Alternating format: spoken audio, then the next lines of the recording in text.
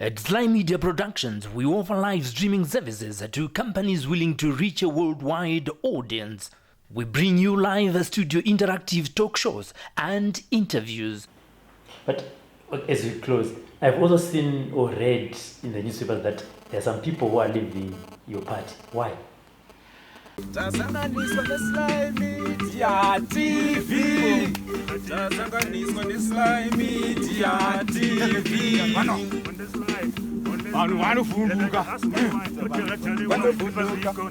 Mukoma zita ndiani? Shakespeare Kambona. Shakespeare? Shakespeare Kambona. Kambona. Mukoma Shaki. Ndiri kuona mafambiro amuri kuita muchifamba mine clash. Makazora makadaro. Chii chakaitika? Ndakandiagonidzwa nemeningitis in 2008. Saka ndomatangiro ayakaita. Saka I stayed in a hospital for almost 6 weeks, but I was on a coma for almost 3 weeks. Saka my doctors ne basara tawakaita they manage kuti after 3 weeks. And from there I was supposed to go for physiotherapy, and I want to quit due to financial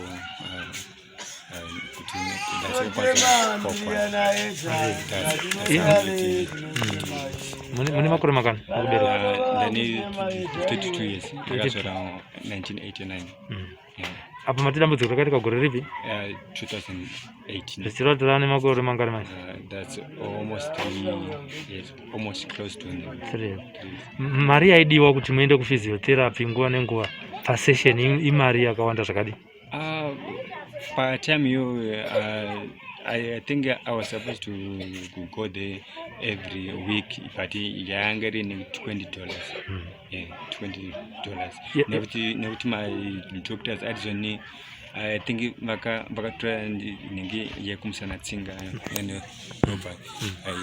Yakumsana. Saka Ipapan Pondo, do Pakatanga Buta, like most often dambudzigorasho parakatanga kuchi. Saizvinezvi imimi kuchikoro makaite? Kuchikoro ndakaita like ndakaenda kuni South Africa 2008. Pandaita matric ndiri South Africa, pandakamboshanda South Africa. Pandaita finance. Ndikapasa ndikatora my certificate. Apa pandakazoya kuno ndaita business management. Kupi? Ku South Africa under UNIS. Oh. Yeah. Pa level hivi? Ndaita really more like degree. Oh. Yeah. Saka ndango saka network of my modules. Ndafana kuita R32 my modules. Oh. Dambudziko rekurwara rakaitikira wamuno muZimbabwe rikabva uchiri South Africa? Rakaitira ndiri kunoko. Ndikuno Zimbabwe. Oh. Yeah. Saka iye zvinezvi takatarisana nesituation yauri nepaunogara napo nehama neshamwari, chikumbiro chaungave nacho kune vanhu vemuZimbabwe vakateerera izvinezvi vari kutoona paSlyMedia ndechekuti chii? Inena chikumbiro chacho ndikakwanisa kuenda kunokwanisa kuti ndinyasowanika rubatsiro physiotherapy. Tiri kutaura panapa nenyaya yaShakespeare. Imimi kunzwisisa kwenyu kubva paakasangana nedambudziko iri, mungatirondedzera here muchidimbu kuti zvakafamba sei? Kutanga akangoti musoro ndobva zvaitawisa. Simudzai yenyu izwi vateereri vakunzwei? Ndobva tamutora bva taenda naye kuchipatara. Taenda naye kuchipatara akanoita nguva ariko achinzi abatwa meningitis. Tikaita machest zvimwe taingo zvichitiomera, zvimwe tichikundawo. Kusvika akagara muchipatara nguva yakareba. Asi discharge muchipatara mwendo pakutestwa kwaaitwa akazoonekwa kuti ari positive futi vaiswa paati. Saka kudischarge kwakaita akuuya kumba akanga asisagona kufamba, akanga aita mabed sores ekuti aiva akanyanyisa ari mutuku. saka kubva ipapo nespinal cord yake kukotama asisagona. In fact tichibva naye kuchipatara ipapo angasina chaigona kuita. Saka taitomubatsira zvizhinji kutoileti chii zvese kusvika zvaita zviri nani kusvika izvinezvi kufamba manje haidambudziko atobakwanisa kufamba. Saka ini ndaishuwirawo kuti da pakwanisika kuti aoitiswe maexercise zvichida Mwari anomuitira zvakanaka akatanga kuita kufamba achidzokedzana zvangari nemamwe mapiritsi aanonwa mapiritsi aina angakwanise kuatenga emwoyo. Saka ipapo ndo pakandiomera. Ndidzokere kwauri. Mapiritsi auri kupuhwa aya enhingirikini ekuti uri HIV positive uri kuanwa here? Hausi kuachamba? Hauna default here? Taurira mukoma wako chokwadi? Sure. Handiti. Atimbotaurai tiri ipapa ndaita mainterviews akawanda nevamwe vanhu vanorarama vaine utachiona. Iwe wakazvigamuchirawo sei? It was not easy, but mufamba kwenenguva ndakakwanisa kungozvigamuchira. It was not easy. Mashoko ako aungada kutaura kune veruzhinji besides nyaya yako yawataura yekuti uda kubatsirwa nekuti uwane mari yephysio ndeyekuti chii? Ine yangu ringaridzone munhu penyika you must not give up kana matambudziko kana angokuvinga hama dzinokusumudzira neshamwari but you must not lose hope. Handiti. Kune munhu anodefaulta ari pamushonga unomupawo mashoko ekuti chii? Ngasatombomaningisa jamba nokuti vanhu vese like most of the people vanenge vari munheke road vanenge vachitonewo neyechiyo saka hausiriwo kungekutanga hausiriwo kungekuguma so you must keep on doing your business. Handiti. Irikadzokera kuna uyu ndiani wenyu hama Shakespeare? Vanoumira wangu wandaitidzana naye akashaya.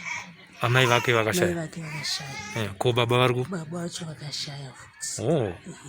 Tina urombo. Akangomusirwawo. Achangopedza grade 7 gore raNyora grade 7 ndorashaya mai vake kusvika izvinezvi. Mungati mwana akakura akaita sepanyaya yekuchikoro nyaya dzeintelligence aigona here kuchikoro zvazvakamira sei? Kuchikoro aigona, anga ari munhu aigona kuchikoro ndangasina kana kudzi. Anga ari munhu aigona kuzoenda kuSouth Africa achinoita zvaakanoita kuSouth Africa inyaya yekuti munhu aida chikoro. Handiti. Ngatiti pane zvekudya apa imi ndimi munobika. Zvaanofarira kudya zvii uye zvikashayika chii chinoitika? Anonyanyofarira maspaghetti nenyama kunyanya chicken. Zvinonaka ndozvaanoda mazai ochingwa semunhu anga ari kuSouth Africa musi wakunodya zvakanaka. Musi waunobikawo mavheja unoziva kuti aiwa dhoa arivarwe anenge achingobuda achienda kutirika achiita hadi kudya zvinongama. Takanangana nezvemagariro amakaita panapa ndo pamba penyu here? Panapa ndo pamba pangu. Handiti. Dzimba dzekurara dzinokwana here zvokuti vanhu vane murwere kudai nemhuri yenyu imimi zvakamirawo sei? Dzimba dzekukwana iye ane bedroom raanorara semukomana handinango mwana musikana ari pamuzi. Musikana wacho ndiye mukuru yaane kumba kwake mumwe mukomana hapo saka pekurara pake paripo nekamubhedho kakewo kesaizi yakewo nemagumbezo anazvo daino zvedu yatinongoita kicheni nebedroom orara. Handiti. Tinotenda zvikuru kwazvo. Wambotaura nezvekuti wakaita zvefinance. Shuviro yako muupenyu yekuti kana uchinge wasimba wakukwanisa kuzvifambira wega unenge uchida kuti utsvagirwe basa rakaita sei? I want to be more like self like ndinofana kuda kuzvishandira ndega like to open my own company. Saka ndane shuviro yekuzone I can be more like an entrepreneur ndokwanisa zviri pamwoyo pako zvaunoda kuita business rei. Ndoda kunisapota mane youth when it comes to kana pane maproject avo ekuimba. Sane ndoye jangari mola career yangu yangachiti chaka kuzoita. Zvimwe kunze kwa izvozvo ngatiti izvo zvaramba, chimwe plan B ndeyekuita sei? Plan B I wanted to be a farmer kuda kwanisa kurima kunipfuya huku mombe but iyo inenge ya second option. Kana pane zvinoda kuitwa ugere pano pamba zvingave zvei zvaungati munhu akati how can I help you so that handirambe ndichikupa mari mwedzi wega wega, iwewe chii chaungaita pano pamba chinokwanisa kukuunzira mari? Iri project because ndanda kutanga kuda kusona nekuda kunichengeta huku nekuti kukupa pandakazvistada zvanga zviri nyore kuita kunichengeta huku dafuti nekuda kunipedzisa kuita zvandaita ndiri kusouth Africa studies anga ndichita kuSouth Africa sezvo makore ano necorona internet nekukwanisa kuwana mabhuku ekuti ndinoverenga ndiri pamba kukwanisa sanyanya kufunga zvakawanda. Tinotenda zvikuru kwazvo nevateereri vari kuona pane dzinonguva vari kumativi mana enyika muZimbabwe nekunze kwenyika tinemba kuti aiwa vanokwanisa kunge vachikubatsirai. Rega tinzwe kuna amai mashoko avo ekupedzisira. Mashoko enyu amai, tinoziva kuti kwamabva kure makatakura nedambudziko kubva achiri mukomana kusvika zvinei zvaazokura abva azowirana nedambudziko raakasangana naro. Ndeyekuti kudini zvinokurwadzai pamwoyo penyu chaizvo zviri pamwoyo ndezvekuti chii? Ini zvinonyandirwadza pamwoyo ndezvekuti simudzai nyezwi. Inini zvinondirwadza pamwoyo ndezvekuti ndinenge ndichishuvira kuti vana vandinenge ndachengeta vozondichengetawo kwete kuti ndoramba ndichivachengeta vachiwirwa nematambudziko. Izvozvo zvinosvika pakundibata zvakanyanya. Ndinongokurudzirawo kuti vanenge vaine shungu yokumubatsirawo ngavamubatsirawo semunhu asina chaainacho. Neniwo handina chandiinacho asi ndoshuvira kuti awane zvaanowanawo kuti agobatsirikana. Kuri kunzi project iyo kupana adamu akuti atange vake matanga panapa anotenderwa. Ndinomutendera nekuti pamwe pangu iye ndinogara ndakamuti feel free panapa kubva uri mudiki kusvika izvinezvi dandaida kukurasa dandakakurasa kare kuchipatara ndakakumirira kusvika izvinezvi. Saka zvaunenge uchiona kuti izvi ndochikwanisa kuzviita ita wakasununguka. Kune vanoda kubatsira tikatadza kubata phone number yaShacky yenyu ime phone number inoti chii amai inene zita racho rakanyorwa paphone number nderoti chii?